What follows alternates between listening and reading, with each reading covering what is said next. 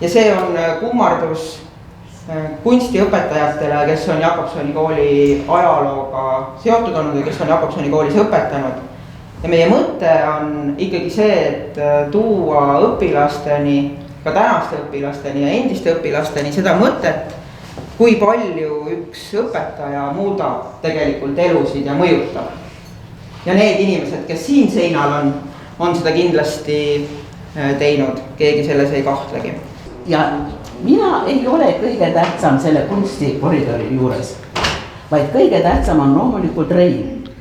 Kui ei oleks niisugust inimest,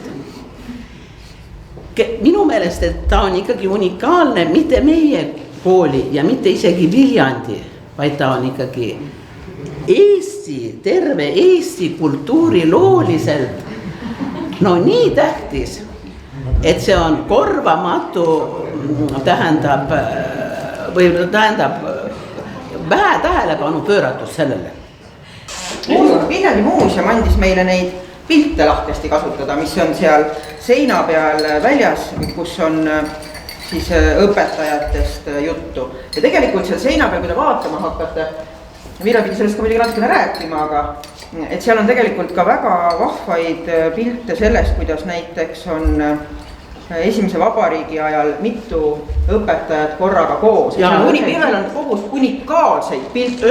Ühel pildil on ja üldse muidugi Eesti kultuuriloos tõesti need 3 nime juba, see Murakin, Ormisson, Mootse, ja nad on kõik ühel ajal ka meie koolis olnud õpetajad. See on tõesti täiesti unikaalne.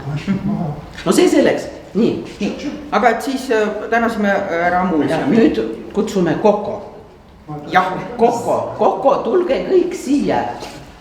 Aga need on siis õpilaste joonistustest interpretatsioonid, nagu ka särkide peal, et milline siis Karl Robert originaalis välja nägi.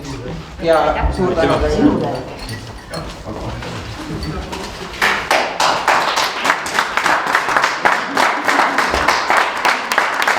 Jällegi tulles tagasi näituse juurde, mõtlesime, kuidas teha seda kokkuvõtet, et anda edasi seda mõju, mille poolest Rein on eriline.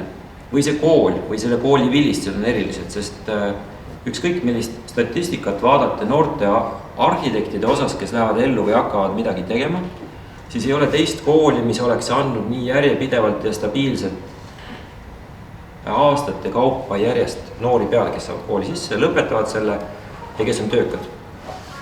Ja selleks parimaks näiteks me leidsime, et me ei pane välja pilte erinevatest majadest, et üks on ilus, teine on kole, üks on suur, teine on väike, vaid me võtsime, et me teeme lihtsalt selle perioodi peale sellise kokkuvõtte, et see on nagu ülevalt vaadates erinevate objektide hoonete kogum ja kui niimoodi vaadata, siis annab juba parasjagu väiksemat mõõtu linnamõõdu välja.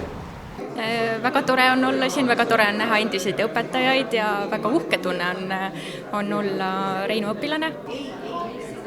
Kooliajast mul on palju eredaid mälestusi.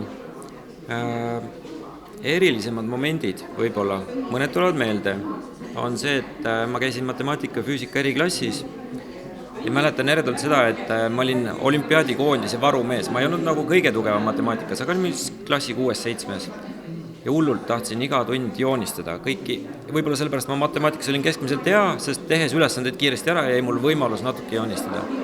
Aga kui asi läks tõsiseks ja vaja oli valmistuda olümpiaadideks, siis mu õpetaja Malle Eglit keelas mul ära aknast välja vaatamise, sest sel hetkel ta mõistis, et ma tegelen millegi muu kui matemaatika ülesande lahendamisega, parasjagu võib tekkida mingi idee ja soov joonistada, aga see ei ole võistkonna ettevalmistuse mõistes kõige mõistlikum.